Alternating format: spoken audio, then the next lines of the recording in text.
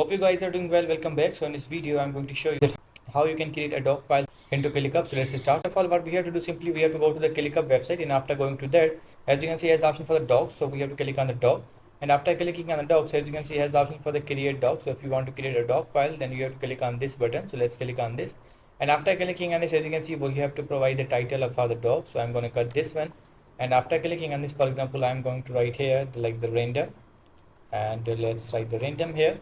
Now as you can see, a blank wiki, I'm going to click on the blank page, and after clicking on the blank page, you have to write the notes. Now you can write whatever you want. If you want to edit them, you can also do that. As you can see, these all options are provided here, and inside corner these all options are also provided here. You can change the font style, you can manage each and everything here.